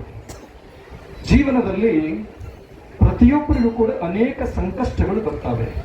ಕಷ್ಟ, ದುಃಖ, ನೋವು, ಸಮಸ್ಯೆ, ಆತಂಕಗಳು ಕೇವಲ ಒಬ್ಬ ಮನುಷ್ಯನಿಗಲ್ಲ, ಒಂದು ಪರಿವಾರಕ್ಕಲ್ಲ, ಒಂದು ಗ್ರಾಮಕ್ಕಲ್ಲ, ಒಂದು ಜಿಲ್ಲೆ, ರಾಜ್ಯ, ರಾಷ್ಟ್ರಕ್ಕಲ್ಲ, ಇಡೀ ವಿಶ್ವ ಜಗತ್ತನ್ನೇ ನಾವು ಪರಿಕ್ರಮ ಮಾಡಿದ್ರೂ ಕೂಡ ಅನೇಕ ಪ್ರಕಾರದ ಸಮಸ್ಯೆಗಳು ಬರುವಂಥದ್ದು, ಅನೇಕ ಪ್ರಕಾರದ ಸಂಕಷ್ಟಗಳು ಬಂದು ದುಃಖವನ್ನು ಪಡುತ್ತಾರೆ. ಈ ಸಂಕಷ್ಟಗಳಿಗೆ ಕಾರಣ ಏನು ಅಂತ ಕೇಳಿದ್ರೆ, ನಾವು ಬೇರೆಯವರ ಮೇಲೆ ಆರೋಪ ಮಾಡುವುದಿಲ್ಲ. ನಾವು ಹೇಳ್ತೇವೆ ಬೇರೆಯವರ ಮೇಲೆ ನಮ್ಮ ತಾಯಿ ತಂದೆ ಆಸ್ತಿ ಮಾಡಿಲ್ಲ, ಅವರು ಮಾಡಿಲ್ಲ, ದೇವರು ಕೊಟ್ಟಿಲ್ಲ, ಅದು ಕೊಟ್ಟಿಲ್ಲ, ಇದು ಕೊಟ್ಟಿಲ್ಲ, ಏನೇನು ಹೇಳುವಂಥದ್ದು. ಇದೆಲ್ಲ ಏನು ಕಾರಣ ಅಲ್ಲ. ಇದು ಕಾರಣ ಏನು? ಕರ್ಮವೇ ಇದೆಲ್ಲದಕ್ಕೂ ಕೂಡ ಮೂಲ ಕಾರಣ. ಪಾಪ ಕರ್ಮದ ಫಲವೇ ದುಃಖ, ಪುಣ್ಯ ಕರ್ಮದ ಫಲವೇ ಸುಖ. ಇದನ್ನ ನೆನ್ಪಿಟ್ರಿ. ಅದ್ರ ಜೊತೆಗೆ ಪಾಪದಲ್ಲಿ ಅತಿ ಕ್ರೂರ ಪಾಪಗಳು ಅನೇಕ ಇದ್ದಾವೆ. ಅನೇಕ ಕ್ರೂರ ಪಾಪಗಳಲ್ಲಿ 3 ಅತಿ ಕ್ರೂರ ಇದ್ದಾವೆ. ಅತಿ ಕ್ರೂರವಾದಂತ ದೋಷಗಳು ಇವು ಏನು ಅಂತ ಕೇಳಿದ್ರೆ, ತಾಯಿಯ ವರ್ಣನೆಯನ್ನು ನಾವು ಮಾಡ್ತಾ ಬಂದಿವೆ. ಆಗ್ಲೇ ತಾಯಿ ಮಗುವಿನ ಜನನಕ್ಕೆ ಪ್ರತಿಯೊಂದಕ್ಕೂ ಕೂಡ ಕಾರಣಗಳು. ಯಾವುದೇ ಸಂದರ್ಭದಲ್ಲೂ ಕೂಡ ತಾಯಿಗೆ ನೋವನ್ನು ಕೊಡಬೇಡಿ. ಪ್ರತಿಯೊಬ್ಬರು ಬಹಳ ಲಕ್ಷ್ಯ ಕೊಟ್ಟು ಕೇಳಬೇಕೇಮ್ಮ, ನೋವು ಕೊಡಬೇಡಿ. ತಾಯಿ ಯಾವತ್ತೂ ಶಾಪ ಹಾಕಲ್ಲ. ನನ್ನ ಮಕ್ಕಳು ಹಾಳಾಗ್ಲಿ ಅಂತ ಯಾವ ತಾಯಿಯೂ ಕೂಡ ಜಗತ್ತಿನಲ್ಲಿ ಇಲ್ಲ. ಅದಕ್ಕೆ ಹೇಳ್ತಾರೆ, ಕುಪುತ್ರೋ ಜಾಯೇತ ಕೊಚಿದಪೆಕು ಮಾತಾ ನ ಭವತಿ. ಶಂಕರಾಚಾರ್ಯರು ಬರಿತಾ ಇದ್ದಾರೆ, ಜಗತ್ತಿನಲ್ಲಿ ಏನಾದ್ರೂ ದುಷ್ಟ ಸಂತಾನ ಇರಬಹುದು, ಆದ್ರೆ ದುಷ್ಟ ತಾಯಿ ಜಗತ್ತಿನಲ್ಲಿ ಇರ್ಲಿಕ್ಕೆ ಸಾಧ್ಯವೇ ಇಲ್ಲ ಅನ್ನೋ ಮಾತನ್ನ ಸ್ಪಷ್ಟವಾಗಿ ಬರಿತಾ ಇದ್ದಾರೆ. ಯಾವ ತಾಯಿಯೂ ಕೂಡ ತನ್ನ ಮಕ್ಕಳನ್ನ ಶಪಿಸುವುದಿಲ್ಲ. ಆದ್ರೆ ಅವರು ಆಡಿದಂತ ಮಾತು, ಅವರು ತಂದಂತ ಪರಿಸ್ಥಿತಿ, ಅವರು ನಡೆದುಕೊಂಡಂತ ರೀತಿಯನ್ನು ನೋಡಿ ಏನಾದ್ರೂ ಕೂಡ ದುಃಖಿತಳಾಗಿ ಊಟ ಮಾಡುವಾಗ ತುತ್ತನ್ನ ಕೈಯಲ್ಲಿ ಹಿಡಿದು ಅದನ್ನ ನೆನಪು ಮಾಡಿಕೊಂಡು 2 ಹನಿ ಕಣ್ಣೀರು ಕೆಳಗೆ ಬಿತ್ತು ಅಂತ ಕೇಳಿದ್ರೆ ಪಾಪದ ಮೂಟೆ ಅವನ ಹೆಗಲು ಏರ್ತು ಅಂತ ಅನ್ಕೋಬೇಕು. ಯಾಕೆ ಅಂತ ಕೇಳಿದ್ರೆ, ಆ ತಾಯಿ ಆ ನೋವನ್ನ ನೆನೆಸ್ಕೊತಾಳೆ. ನನ್ನ ಮಗಳು ಹಿಂಗೆ ನಾ ಅನ್ಕೊಂಡಿದ್ದೆ, ಹಿಂಗ ಅಂದ್ಬಿಟ್ನಲ್ಲ, ಹಿಂಗಾಯ್ತಲ್ಲ, ಹಂಗಾಯ್ತಲ್ಲ ಅಂತ ಮನಸ್ಸೊಳಗೆ ನೊಂದು ನೊಂದು ನೊಂದು ಕಣ್ಣೀರು ಏನಾದ್ರೂ ಹಾಕಿದ್ಲು ಅಂತ ಕೇಳಿದ್ರೆ ದೊಡ್ಡ ಸಮಸ್ಯೆಗೆ ಆ ಮನುಷ್ಯ ಗುರಿ ಆಗ್ತಾ ಇದ್ದಾನೆ. ಅದಕ್ಕೇನು ಅಂತ ಕೇಳಿದ್ರೆ ಆ ನೋವಿಗೆ. ಯಾಕಂದ್ರೆ ತಾಯಿ ಅನ್ನಪೂರ್ಣೇಶ್ವರಿ, ತಾಯಿ ಅನ್ನದಾತೆ. ಅಂತ ತಾಯಿಗೆ ನೋವನ್ನ ಯಾರು ಕೂಡ ಕೊಡೋದು ಬೇಡ. ಆನಂತರ ತಂದೆ ತನ್ನ ಮಗನ ಭವಿಷ್ಯತ್ತಿಗಾಗಿ ಏನೆಲ್ಲ ಕಷ್ಟಪಟ್ಟಿರ್ತಾನೆ, ಏನೆಲ್ಲ ಮಾಡಿರ್ತಾನೆ. ಎಷ್ಟೋ ಜನ ಇಲ್ಲಿ ಬಂದಾಗ ನಾವು ಕೇಳ್ತೇವೆ, ಯಾಕಪ್ಪ ತಾಯಿ ತಂದೆ ಬೈತೀರಿ ಅಂತ ಕೇಳಿದ್ರೆ, ಏನು ಮಾಡ್ಯಾರಿ ನಮಗೆ ಅವರು? ಆಸ್ತಿ ಮಾಡ್ಯಾರ, ಸಂಪತ್ತಿ ಮಾಡ್ಯಾರ, ಬ್ಯಾಂಕ್ ಬ್ಯಾಲೆನ್ಸ್ ಇಟ್ಟಾರ, ಮನೆ ಕಟ್ಸ್ಯಾರ, ಇದನ್ನ ಕೇಳ್ತಾರೆ. ಎಷ್ಟು ತಪ್ಪಲ್ವಾ ಇದು? ಈ ಭೂಮಿಗೆ ಕರೆ ತಂದು ಹೆಸರನ್ನ, ಕೀರ್ತಿಯನ್ನ, ಗೌರವವನ್ನ, ವಿದ್ಯೆಯನ್ನ ಎಲ್ಲವನ್ನು ಕಲಿಸಿಕೊಟ್ಟಂತ ತಂದೆ ಏನು ಮಾಡಿಲ್ಲ ಅಂತ ಹೇಳುವಂಥದ್ದು ದೊಡ್ಡ ಅಪರಾಧ. ಅವರು ತಂದೆಗೆ ಆಡಿದ ಮಾತು, ನಡೆದ ಘಟನೆ, ಕಷ್ಟಪಟ್ಟು ದುಡಿದು ಗಳಿಸಿರುವಂತ ಆಸ್ತಿಯನ್ನ ಯಾವುದೋ ಈಸ್ಪೆಟ್ಟು, ಓಸಿ, ಕ್ಲಬ್, ಇನ್ನು IPL, ಕ್ರಿಕೆಟ್ ಬೆಟ್ಟಿಂಗ್ ಕಟ್ಟಿ ಹಾಳು ಮಾಡಿದ ಅಂತ ಕೇಳಿದ್ರೆ, ಮಗ ಅಥವಾ ಮಗಳು ಹಾಳು ಮಾಡಿದ್ರು ಅಂದ್ರೆ ಯಾವ ತಂದೆಗೆ ತಾನೇ ನೋವಾಗಲ್ಲ? ಆ ಸಮಯದಲ್ಲಿ ಅದೆಲ್ಲದನ್ನು ನೆನೆದು ಈಗ ಒಂದು ತಿಂಗಳ ಹಿಂದಿನ ಘಟನೆ ನಿಮಗೆ ಹೇಳ್ತಾರೆ. ಒಬ್ಬ ಹುಬ್ಬಳ್ಳಿಯಿಂದ ಒಬ್ಬ ದೊಡ್ಡ ಶ್ರೀಮಂತ ಮನುಷ್ಯ ಬಂದಿದ್ರು. ಒಂದು ತಿಂಗಳಾಗಿದೆ. ಅವ್ರು ಹೇಳಿದ್ರು, ಅಲ್ಲಿ ದಾವಣಗೆರೆ ಆಪ್ತರು ಕರ್ಕೊಂಡ್ ಬಂದಿದ್ರು, ನನಗೆ ಜೀವನ ಸಾಕಾಗಿದ್ರಿ ಅಂತ. ಯಾಕ್ರಿ ಅಂತ ಕೇಳಿದ್ರು, ಅನೇಕ ವಿಚಾರ ಹೇಳಿದ್ರು. ಅವ್ರ ಮಗನ ಕಾರಣ ಸಾಕಾಗಿದೆ. ಯಾಕೆ? ನನ್ನ ಮಗ ಸಾಕಷ್ಟು ದುಡ್ಡು ಹಾಳು ಮಾಡಿದ್ದಾನೆ. ಎದಕ್ಕೆ ಹಾಳು ಮಾಡಿದ್ದಾನೆ? IPL ಕ್ರಿಕೆಟ್ ಕಟ್ಟಿ ಎಷ್ಟು ಹಾಳು ಮಾಡಿರ್ಬೋದು? ಅಂದಾಜು ಕಟ್ಟಿ ನೋಡೋಣ, ಎಷ್ಟು ಹಾಳು ಮಾಡಿರ್ಬೋದು ಅವನು? ನೀವು ಹೇಳಿದ್ರೆ 1 ಲಕ್ಷ, 5 ಲಕ್ಷ, 10 ಲಕ್ಷ ಅಲ್ಲ, 19 ಕೋಟಿ. 19 ಕೋಟಿ ರೂಪಾಯಿಯನ್ನ IPL ಕ್ರಿಕೆಟ್ಗೆ ಈ ಮೊನ್ನೆ ಏನಾಗಿದೆ ಅದಕ್ಕೆ ಹಾಳು ಮಾಡಿದ್ದಾನೆ ಅಂತ ಹೇಳಿ ಆ ತಂದೆ ಆತ್ಮಹತ್ಯೆ ಮಾಡ್ಕೊಳ್ಳಕ್ ಹೋದವರನ್ನ ಕರ್ಕೊಂಡು ಬಂದಿದ್ರು. ದೊಡ್ಡ ಶ್ರೀಮಂತ. ಇಲ್ಲಿ ದಾವಣಗೆರೆ ಅಕ್ಕಿ ಎಲ್ಲ ಅಲ್ಲೇ ತಗೋತಾರೆ ಸೇಟ್. ಅಂದ್ರೆ ಇಷ್ಟೆಲ್ಲವನ್ನು ಕಂಡು ತಂದೆ 2 ಮಾತು ಬೈಯೋತ್ತಪ್ಪ, ಸರಿಯಾಗಿರ್ರಿ ಅಂತ ಹೇಳೋತ್ತಪ್ಪ. ಹಾಗೆ ಹೇಳಿದಾಗ ಅವ್ರಿಗೆ ಏನಾದ್ರೂ ಅಪಮಾನ ಮಾಡಿದಾಗ ಅದನ್ನೇ ಮನಸ್ಸಲ್ಲಿ ಇಟ್ಕೊಂಡು ಆ ತಂದೆ ಮಲಗುವಂತ ಸಂದರ್ಭದಲ್ಲಿ ತನ್ನ ತಲೆಗೆ ಕೈ ಕೊಟ್ಟು ನಿದ್ರೆ ಮಾಡೋ ಸಮಯದಲ್ಲಿ ನನ್ನ ಮಗ ಹಿಂಗಂದು ಬಿಟ್ನಲ್ಲ, ನನ್ನ ಮಗನ ಹಿಂಗ ನೋವು ಕೊಟ್ಟು ಬಿಟ್ಲಲ್ಲ ಅಂತ ಏನಾದ್ರೂ ನೊಂದು ನೊಂದು ನೊಂದು 1-2 ಹನಿ ಕಣ್ಣೀರು ಸುರಿತು ಅಂತ ಕೇಳಿದ್ರೆ ಅದು ಪಾಪದ ಮೂಟೆ ಅನ್ನೋದನ್ನ ಯಾರು ಕೂಡ ಮರಿಬಾರದು. ಅದೇ ದೊಡ್ಡ ಪಾಪದ ಕೆಲಸ. ಇನ್ನು ಧರ್ಮಗುರುಗಳು ಅದೇ ಪ್ರಕಾರ. ಇವೇನಂದ್ರ ಈ 3 ಏನಂದ್ರೆ ತ್ರಿವಿಧ ಶಾಪಗಳು ಅಂತ ಕರೀತಾ ಇದ್ದಾರೆ. ಇವರು ತ್ರಿವಿಧ ಶಾಪಗಳು ಬಹಳ ಕಠೋರ ಇರ್ತಾವೆ. ಗುರು ತನ್ನ ಭಕ್ತರ ಮೇಲೆ ಏನೆಲ್ಲ ಇಚ್ಛೆಯನ್ನ, ಅಪೇಕ್ಷೆಯನ್ನ, ಭಾವನೆಯನ್ನ ಇಟ್ಕೊಂಡು ಅವನನ್ನು ಪರಿವರ್ತನೆ ಮಾಡಿ ಹೀಗೆ ಮಾಡಬೇಕು, ಹೀಗೆ ಆಗಬೇಕು, ಹೀಗೆ ತಯಾರು ಮಾಡಬೇಕು ಅನ್ನೋ ಕಾರಣಕ್ಕಾಗಿ ತಯಾರಿ ಮಾಡಿರ್ತಾನೆ. ಏನೋ ಜವಾಬ್ದಾರಿಯನ್ನು ಕೊಡ್ತಾನೆ, ಏನೋ ಒಂದು ಭರವಸೆಯನ್ನು ಇಟ್ಟಿರ್ತಾನೆ. ಅದರ ದುರುಪಯೋಗ ಮಾಡಿಕೊಂಡಾಗ ಅವನ ತಿದ್ದುವಂಥದ್ದು ಗುರುವಿನ ಕರ್ತವ್ಯ. ಅದರ ತಿದ್ದಲಿಕ್ಕೆ ಹೋದಾಗ ಅವನಿಗೆ ಅಪಮಾನ ಮಾಡಿ, ನೋವನ್ನುಂಟು ಮಾಡಿ, ಅವನಿಗೆ ನೋವಿಗೆ ಕಾರಣನಾದ ಅಂತ ಕೇಳಿದ್ರೆ ಅಂತಪ್ಪ ಗುರು ಏನಾದ್ರೂ ಪೂಜೆಯಲ್ಲಿ ಕೂತಾಗ, ಜಪದಲ್ಲಿ ಕೂತಾಗ, ಅನುಷ್ಠಾನಕ್ಕೆ ಕೂತಾಗ, ಜಪ ಮಾಡುವಾಗ ಆ ಘಟನೆ, ಆ ಮನುಷ್ಯನ ಹೆಸರು ನೆನಪಾಗಿ ಅವನ ಮುಖ ಅಲ್ಲಿ ಬಂದು ಆ ಗುರು ಕಣ್ಣಿನಿಂದ 2 ಹನಿ ನೀರು ಸುರಿತು ಅಂದ್ರೆ ನಾಶ, ಅವನ ಜೀವನ ಭವಿಷ್ಯಕ್ಕೆ ಮುಗಿಯುತ್ತದೆ. ಅದಕ್ಕೇನು ಅಂತ ಕೇಳಿದ್ರೆ ಇವುದು ಬಹಳ 3 ಕಠೋರವಾದ ಪಾಪಗಳು. ಈ ಯಾವುದೇ ಗುರು ಶಾಪ ಕೊಡಲ್ಲ, ಯಾವುದೇ ತಾಯಿ ತಂದೆ ಶಾಪವನ್ನು ಕೊಡೋದಿಲ್ಲ. ಆದ್ರೆ ಆ ನೋವಿರ್ತದಲ್ಲ, ಆ ನೋವಿನಿಂದ ಬರುವಂತ ಕಣ್ಣೀರಿದೆಯಲ್ಲ, ಅದೇ ದೊಡ್ಡ ಪಾಪಕ್ಕೆ ಕಾರಣವಾಗುತ್ತೆ. ಇಂತಹ ಪಾಪಗಳೇ ಮನುಷ್ಯನ ಅವನತಿಗೆ ಕಾರಣವಾಗ್ತವೆ, ದುಃಖಕ್ಕೆ ಕಾರಣವಾಗ್ತವೆ, ಸಮಸ್ಯೆಗಳಿಗೆ ಕಾರಣವಾಗ್ತವೆ. ಅದನ್ನು ಯಾರು ಕೂಡ ಮರಿಬಾರದು. ಆ ನಿಟ್ಟಿನಲ್ಲಿ ಪ್ರತಿಯೊಬ್ಬರು ಒಂದಷ್ಟು ಚಿಂತನೆ ಮಾಡಿ. ಯಾರೋ ಏನೋ ಹೇಳಿದ್ರು ಅಂದ ತಕ್ಷಣ ಸತ್ಯ ಇರಲ್ಲ. ಅವ್ರು ಹೇಳ್ತಾರೆ, ಹೇಳಿದ್ದು ಸುಳ್ಳಾಗಬಹುದು, ನಾವು ನೋಡಿದ್ದು ಕೂಡ ಸುಳ್ಳಾಗಬಹುದು, ಎದುರಿಗೆ ನಡೀತಾ ಇದೆ ಅಂದ್ರೂ ಕೂಡ ಅದು ಅಸತ್ಯವಾಗಬಹುದು. ನಿಧಾನವಾಗಿ ಚಿಂತನೆ ಮಾಡಿದಾಗ ಮಾತ್ರ ಅದರ ಅರಿವು ಆಗತ್ತೆ, ಅದರ ಸತ್ಯದ ಫಲ ನಮಗೆ ಸಿಗುತ್ತೆ ಅನ್ನೋ ಮಾತನ್ನು ತಿಳಿಸಿ, ಆ ನಿಟ್ಟಿನಲ್ಲಿ ತಾವೆಲ್ಲರೂ ನಡೆದು ಬದುಕನ್ನು ಸಾರ್ಥಕಪಡಿಸಿಕೊಳ್ತೀರಾ ಅನ್ನುವಂಥ ಭರವಸೆಯನ್ನು ಈ ಸಂದರ್ಭದಲ್ಲಿಟ್ಟು ಪ್ರಾಯಶಃ ಇಲ್ಲಿ ಬರುವಂತ ಭಕ್ತರು ತಾವೆಲ್ಲರೂ ಆಚಾರ ವಿಚಾರ ಪರಂಪರೆ ಇಟ್ಕೊಂಡವರೇ ಅತ್ಯಂತ ಮಠದ ಆಪ್ತರಿದ್ದೀರಿ. ಪ್ರಾಯಶಃ ಈ ಮಠ ಯಾರಿಂದ ಸಂಪತ್ತಿಯನ್ನು ಬಯಸೋದಿಲ್ಲ, ಅಧಿಕಾರವನ್ನು ಬಯಸೋದಿಲ್ಲ, ಹಣವನ್ನು ಬಯಸೋದಿಲ್ಲ. ಏನು ಬಯಸ್ತದೆ? ಭಕ್ತನಿಂದ ಬಯಸುವಂತದಿಷ್ಟೇ. ಕಾಗೇನ ವಾಚ ಮನಸೇಂದ್ರಿಯೈವ ಬುದ್ಧಾತ್ಮ ನಾಮ ಪ್ರಕೃತಿ ಸ್ವಭಾವ. ಕಾಯ ವಾಚ ಮನಸ್ಸ, ಕಾಯಕವನ್ನು ಮಾಡಬೇಕು, ಧರ್ಮ ಕಾರ್ಯವನ್ನು ಮಾಡಬೇಕು, ಧರ್ಮ ಕಾರ್ಯ ನಡೆದಲ್ಲಿ ಸೇವೆಯನ್ನ ಮಾಡಬೇಕು. ಹಾಗೆ ಮಾಡಿದಾಗ ಈ ಕ್ಷೇತ್ರದ ಕರ್ತೃವಿನ ಕೃಪೆ ಆಗತ್ತೆ ಎನ್ನುವಂತ ವಿಷಯವನ್ನು ಮತ್ತೊಮ್ಮೆ ತಮ್ಮ ಗಮನಕ್ಕೆ ತಂದು ಪ್ರಾಯಶಃ ಈ ಕಾರ್ಯಕ್ರಮ ಬಹಳ ಸುಂದರವಾಗಿ ಸಾಗಿದೆ. ಪ್ರತಿಯೊಬ್ಬರು ಕೂಡ ಅನೇಕ ಪ್ರಕಾರ ಸೇವೆಯನ್ನು ಸಲ್ಲಿಸಿದ ಕಾರಣವಾಗಿ ಈ ಕಾರ್ಯಕ್ರಮದ ಯಶಸ್ಸು ಅನ್ನೋ ಮಾತನ್ನು ಮತ್ತೊಮ್ಮೆ ತಿಳಿಸಿ, ಈ ಕಾರ್ಯಕ್ರಮದಲ್ಲಿ ಪಾಲ್ಗೊಂಡಿರುವಂತ ತಮ್ಮೆಲ್ಲರಿಗೂ ಕೂಡ ಪ್ರಾಯಶಃ ಇದಾದ ನಂತರದಲ್ಲಿ, ಸಂದೇಶದ ನಂತರದಲ್ಲಿ ಒಂದು 10 ನಿಮಿಷ ಹರಾಜು ಪ್ರಕ್ರಿಯೆ ನಡೀತಾ ಇದೆ. ಅದು ಮುಗಿದ ತಕ್ಷಣದಲ್ಲಿ ತೇರು ಹರಿಯುತ್ತದೆ. ಯಾರು ಕೂಡ ಗಲಾಟೆ ಮಾಡೋದು ಬೇಡ. ಹರಿಯುವ ರಥದ ಕಲಶದ ದರ್ಶನ ಉತ್ತರಾಯಣ ಪುಣ್ಯ ಪರ್ವ ಕಾಲದ ವಿಷಯವನ್ನು ಪ್ರತಿ ವರ್ಷ ಹೇಳಿದ್ದೇವೆ. ಕಮಲೆ ಮಠರು ಸೂಕ್ಷ್ಮವಾಗಿ ತಿಳಿಸಿದ್ದಾರೆ. ಉತ್ತರಾಯಣ ಪುಣ್ಯ ಪರ್ವ ಕಾಲದಲ್ಲಿ ಹರಿಯುವ ರಥದ ಕಲಶದ ದರ್ಶನವನ್ನು ಮಾಡಿದ್ರೆ ಬದುಕು ಪಾವನವಾಗತ್ತೆ ಅಂತಕ್ಕಂಥ ಮಾತನ್ನು ತಿಳಿಸಿ, ಅದರ ಜೊತೆಯಲ್ಲಿ ರೈತರು ಕೆಲವರು ಅಪೇಕ್ಷೆ ಪಡ್ತಿದ್ದಾರೆ, ಈ ವರ್ಷ ಬಹಳ ಮಳೆ ಆಗಿಬಿಡ್ತು ಮತ್ತೆ ಮುಂದಿನ ವರ್ಷ ಹೇಗೆ ಅನ್ನುವಂತ ಕೆಲವರು ಅಭಿಪ್ರಾಯ.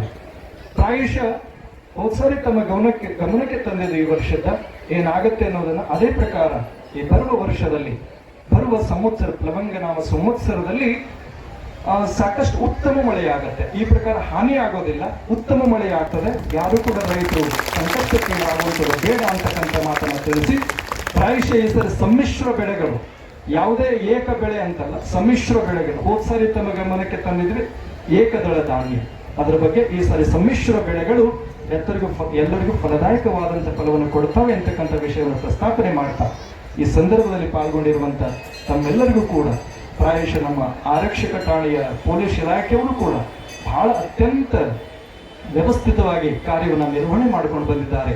ಅನೇಕ ಪ್ರಕಾರ ಸೇವೆಯನ್ನು ಎಲ್ಲರೂ ಸಲ್ಲಿಸಿದ್ದೀರಿ. ನಿಮ್ಮೆಲ್ಲರ ಸೇವೆಯ ಪ್ರತೀಕವಾಗಿ ಈ ಕಾರ್ಯಕ್ರಮದ ಯಶಸ್ಸು ಆಗಿದೆ ಎನ್ನುವ ಮಾತನ್ನು ಮತ್ತೊಮ್ಮೆ ತಿಳಿಸಿ, ಈ ಕಾರ್ಯಕ್ರಮದಲ್ಲಿ ಪಾಲ್ಗೊಂಡಿರುವಂತ ಅತ್ಯಂತ ವಿಶೇಷವಾದಂಥ ಸೇವೆಯನ್ನು ಸಲ್ಲಿಸಿದಂಥ ತಮ್ಮೆಲ್ಲರಿಗೂ ಕೂಡ ಇಲ್ಲಿ ಪಾಲ್ಗೊಂಡಿರುವಂಥ ಸರ್ವ ಸದ್ಭಕ್ತರಿಗೂ, ಪರಮದಯಾಳು ಪಾರ್ವತಿ ಪರಮೇಶ್ವರರು, ಮೂಲ ಪರಮಾಚಾರ್ಯರು, ಪಂಚಕೇದಾರೇಶ್ವರರು, ಶ್ರೀ ಕ್ಷೇತ್ರದ ಕರ್ತೃ ಗುರುನಾಥರು ಸದಾ ಸರ್ವರಿಗೂ ಸನ್ಮಂಗಲಗಳನ್ನು ಕರುಣಿಸಲಿ ಎನ್ನುವಂಥ ಸತ್ಸಂಕಲ್ಪದೊಂದಿಗೆ ಈ ಸಂದೇಶಕ್ಕೆ ವಿರಾಮ ಕೊಡ್ತಾ ಇದ್ದೇವೆ. ಓಂ ಸಹನಾವವತು सहनौ भुनक्तु। शिवाचार्य महाराज के श्री श्री यम्मड़े शांतवीर शिवाचार्य महाराज के महातपस्वी लिंगैक शिवयोगी तपोभूषण श्री शटस्थल ब्रह्म मुम्मड़े शांतिलिंग शिवाचार्य महाराज के सांब जय नमः पार्वती पतये शिव हर हर महादेव। ಮಾನವ ಧರ್ಮಕ್ಕೆ ಧರ್ಮದಿಂದಲೇ ವಿಶ್ವಕ್ಕೆ ವಂದೇ ಶಿವಸಾಂಬ ಜಯ ನಮಃ ಪಾರ್ವತಿ ಪತಯೇ ಶಿವ ಹರ ಹರ ಮಹಾದೇವ। ಕಾಲ ಹರ ಕಷ್ಟ ಹರ ದುಃಖ ಹರ ದಾರಿದ್ರ್ಯ ಹರ ಹರ ಹರ ಹರ ಮಹಾದೇವ ಶಂಭೋ।